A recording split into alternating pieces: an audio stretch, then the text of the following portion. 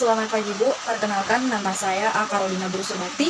Saya dari kelas AB 1B dan di sini saya akan mempresentasikan hasil materi yang minggu ke-12. Baiklah Bu, di sini saya akan menjelaskan beberapa materi dari minggu yang ke-12 atau minggu kemarin yang judulnya adalah hubungan laba rugi, neraca, dan perubahan modal. Dan saya juga sudah mencantumkan atau menghafal beberapa pengertiannya juga sudah ada. Yang pertama, laporan keuangan. Laporan keuangan merupakan hasil dari proses akuntansi yang dapat digunakan sebagai alat komunikasi antara data keuangan suatu perusahaan dengan pihak berkepentingan. Selanjutnya ada laporan laba rugi.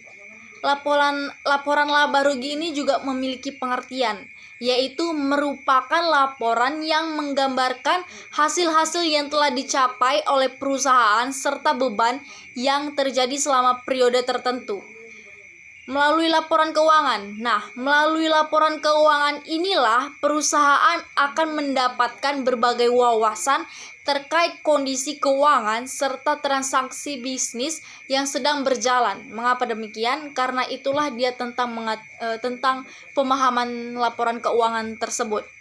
Dan dari hasil akhir ini, laporan laba rugi adalah laba bersih dan atau rugi bersih. Selanjutnya laporan perubahan modal. Laporan perubahan modal adalah laporan yang menunjukkan sumber dan penggunaan modal perusahaan yang dapat dihitung setelah mengetahui adanya hasil dari laporan rugi. Selanjutnya ada lagi yaitu neraca merupakan laporan. Mengapa demikian? Karena yang menunjukkan jumlah aktiva, utang, dan modal dari suatu perusahaan pada tanggal tertentu yang dapat dituliskan setelah mengetahui adanya perubahan modal dari laporan modal perusahaan tersebut. Dan selanjutnya kita akan membahas tentang topik yang kedua nih, yaitu laporan neraca. Laporan neraca sepertinya tidak asing lagi nih kalau bagi anak akuntansi, anak administrasi bisnis, ini pasti sudah tidak asing lagi, atau dia yang mempelajari tentang ekonomi.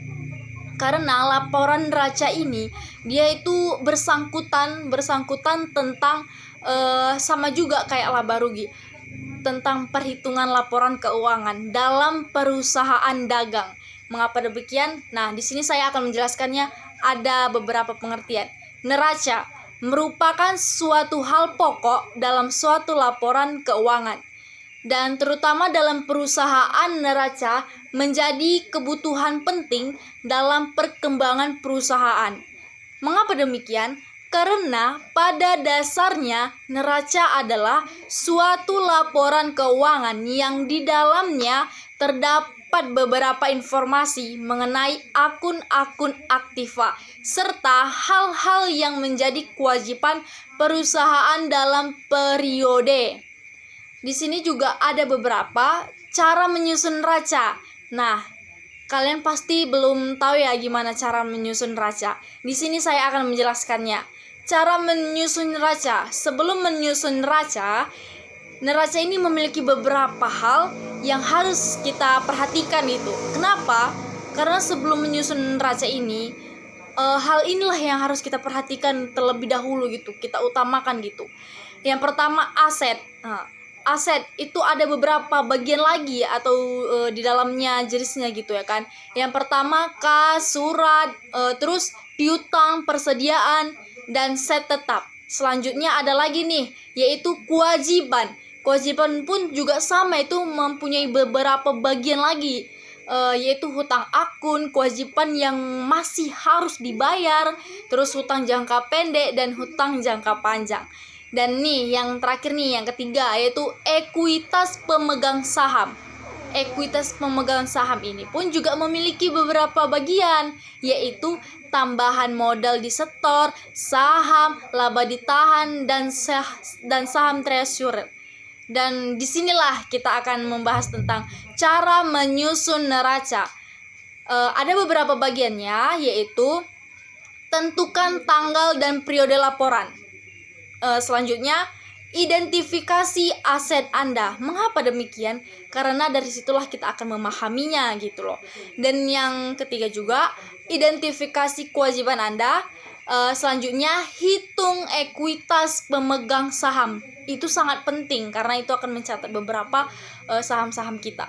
Dan yang terakhir, tambahan total liabilitas ke total saham pemegang saham.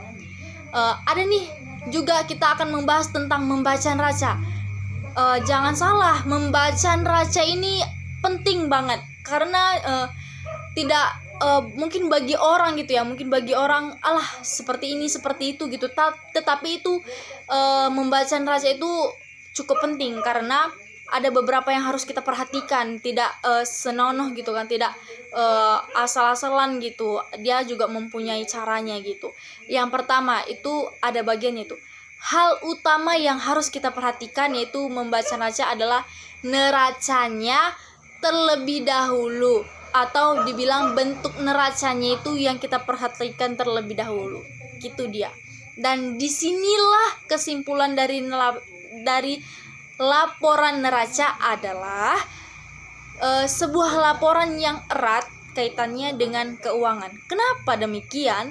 Karena neraca inilah yang akan menyusun keluar masuknya gitu tentang keuangan dalam perusahaan dagang gitu. Dan selanjutnya inilah yang terakhir, yaitu ketiga, cara membuat laporan laba rugi perusahaan, yaitu memiliki pengertian nih. Saya akan menjelaskannya. Pengertian laba rugi. Nah, pengertian laba rugi ini adalah salah satu bagian laporan keuangan perusahaan dalam periode akuntansi tertentu yang berisikan pendapatan serta beban perusahaan lalu menghasilkan laba rugi bersih. Di sini juga memiliki tujuan nih, yaitu perhitungan besaran pajak perusahaan, mengecek serta evaluasi laba di setiap waktu, menilai efisiensi perusahaan berdasarkan nilai usaha, dan nih kita mempunyai unsur apa saja, saya akan menyebutkannya. Unsur yang disusun dalam membuat laporan laba rugi dalam perusahaan dagang, yaitu pendapatan atau revenue, beban atau expenses, keuntungan atau profit. Dan selanjutnya ada juga nih berbagai laba dalam laporan laba rugi.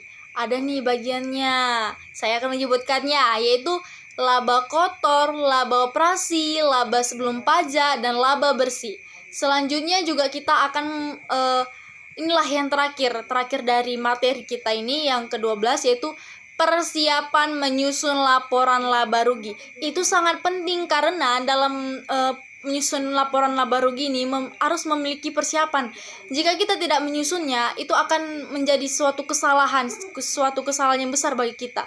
Sedikit aja salah itu akan fatal bagi suatu perusahaan. Karena di sini kita mencatat laporan keuangan. Jadi kita tidak boleh asal mencatat ini keluar masuknya, itu tidak boleh. Itu tidak tercatat gitu dalam perusahaan. Jadi ini ada langkah-langkahnya, yaitu membuat jurnal transaksi, lalu dicatat ke buku besar. Laporan disusun setelah neraca saldo dan jurnal penyesuaian, seperti pendapatan dan beban yang ada di dalam kertas kerja. Dan beban diambil dari kolom neraca, dan terakhir ketika pendapatan lebih besar dibandingkan beban, maka akan terjadi laba. Jadi itulah beberapa materi dari minggu yang ke-12 tentang laba rugi, neraca, dan perubahan modal. Dari materi ini pun ini juga tercantum dari pelajaran akuntansi.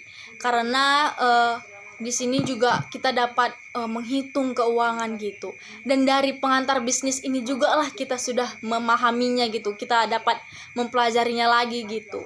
Karena di dalam judul materi ini kita dapat mengetahui bagaimana cara menyusun laporan laba rugi, apa-apa saja yang harus kita catat, apa-apa saja yang harus kita susun gitu. Begitu juga dengan neraca, apa saja yang harus kita catat, apa aja yang harus kita perhatikan gitu, apa saja yang harus kita susun lagi gitu.